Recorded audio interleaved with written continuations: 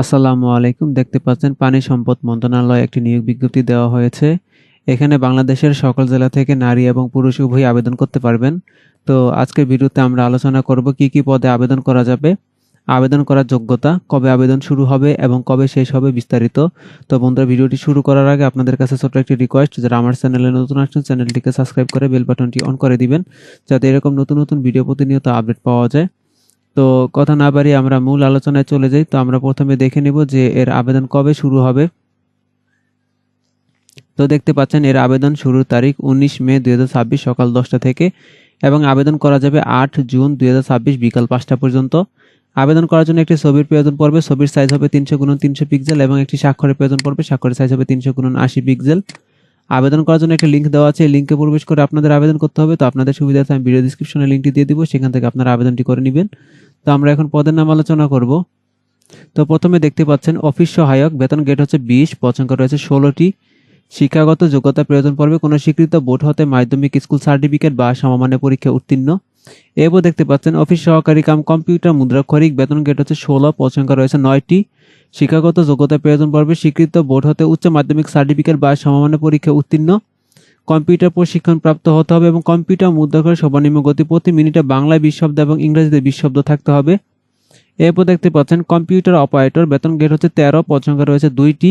শিক্ষাগত যোগ্যতার প্রয়োজন পড়বে কোনো স্বীকৃত বিশ্ববিদ্যালয় হতে বিজ্ঞান বিভাগে স্নাতক সমমান বা সমমানের ডিগ্রি। কম্পিউটার মুদ্রাক্ষরে প্রতি মিনিটে বাংলায় 25 শব্দ এবং ইংরেজিতে 30 শব্দ থাকতে হবে। এরপর দেখতে পাচ্ছেন সাত মুদ্রাক্ষরিক কাম কম্পিউটার অপারেটর, বেতন গ্রেড হচ্ছে 13, পদ সংখ্যা রয়েছে 10টি। শিক্ষাগত যোগ্যতা প্রয়োজন পড়বে স্বীকৃত বিশ্ববিদ্যালয় হতে স্নাতক বা সমমানের ডিগ্রি। কম্পিউটার প্রশিক্ষণ প্রাপ্ত এবং ষাটলিপি, সর্বনিম্ন গতি প্রতি মিনিটে ইংরেজিতে 70 শব্দ, বাংলায় 45 শব্দ।